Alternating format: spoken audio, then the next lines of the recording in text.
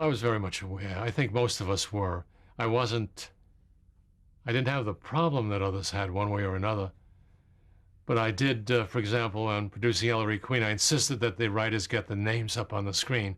I was not going to go through that, charade of another name, create another name for it.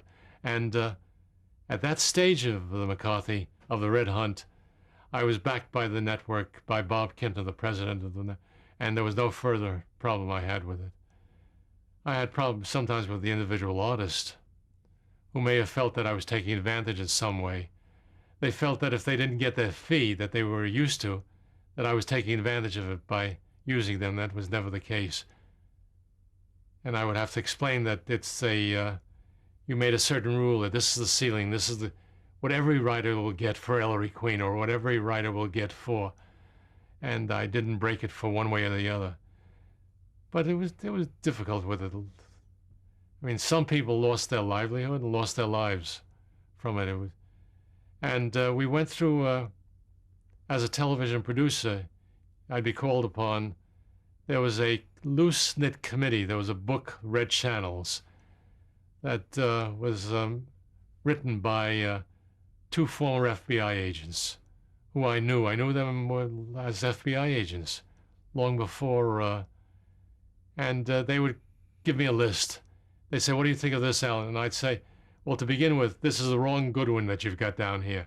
You're taking an innocent man." I would try to do, they'd use names off of me that I could help get them off the, it wasn't being particularly brave, but it was just something that everybody did, that you felt decent So you with. were making it up some of the time?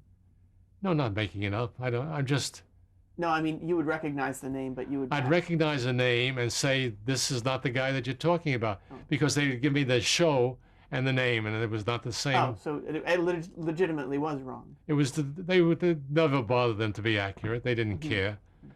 I mean, it was as good as today's headline. So these actual guys would come to you specifically?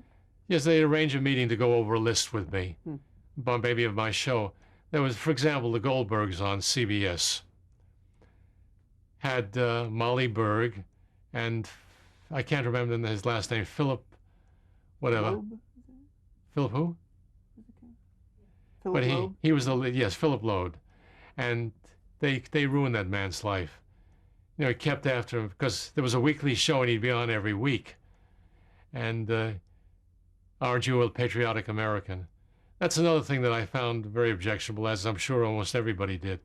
The idea that you would have to take an oath. And the Directors Guild of America took a stand on that.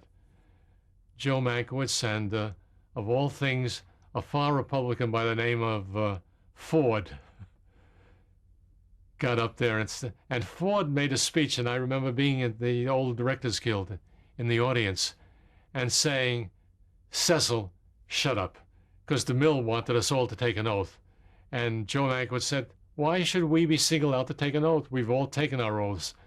Why should a director have to take a second oath as an American?" I mean, and Ford opposed DeMille. DeMille was trying to get everybody to do it. If you didn't do it, you would be liable for sanctioning by the Guild.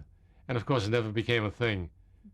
But it was Ford that carried the weight of it because he was he was a much conservative, famous director in his own right, and he opposed DeMille because Mankiewicz felt he couldn't defend himself.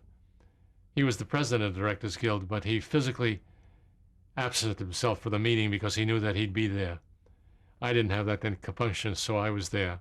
But I was there to watch it all because it was an exciting time in history. Was it happening on the West Coast? Or? West Coast, George Sidney, and trying to think of the Directors Guild made it a point to fight it. And the Writers Guild, of course, had gone on record with it. Were you also hiring writers? You said you had initially hired writers and they did use pseudonyms. Is that true? Well, I hired writers, and then I would submit the whole talent list to, there'd always be an ad agency involved.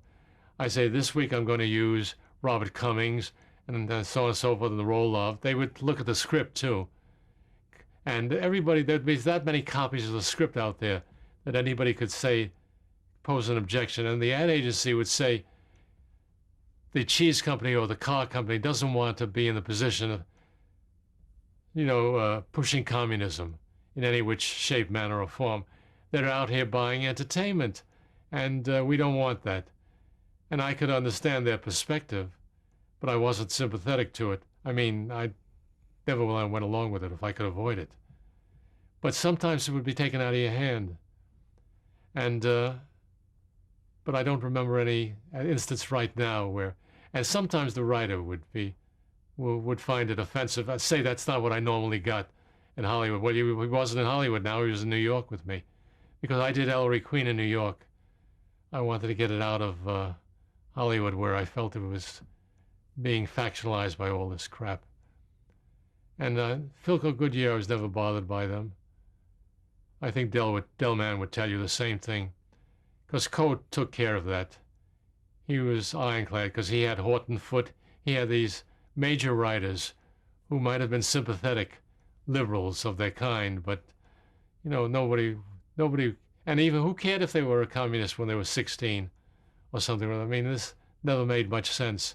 Of course, the recent film now, I think, is on Murrow, Good Night, Good Luck, is, I think, an accurate portrayal of what took place at that time.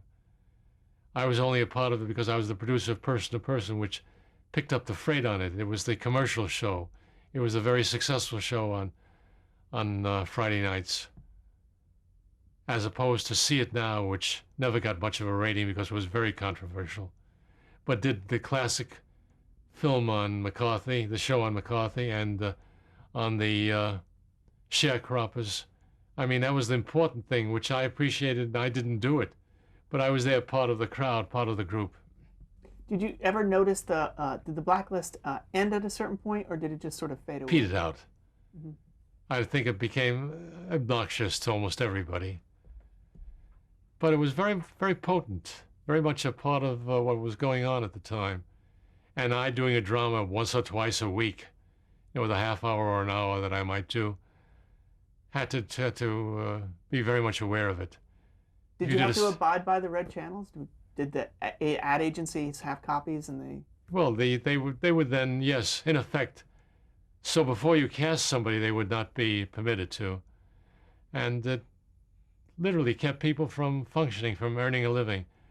There was a great exodus from Los Angeles and from New York to London, because people could make a living at least there. And then, of course, you had Kazan, who then appeared before the Congress. And there were many here in the Hollywood community who never forgave Kazan for naming names, even though others had named the same names. But it was felt to be a traitorous thing. And when Kazan got his special Academy Award, there were people who literally sat on their hands and would not applaud it for the Oscars. Now Kazan is gone, and I'd like to let it all go. Did you ever have to testify for any reason? Did I ever have to testify? Yeah. Never, no. And how did the Blacklist affect you personally, or did it?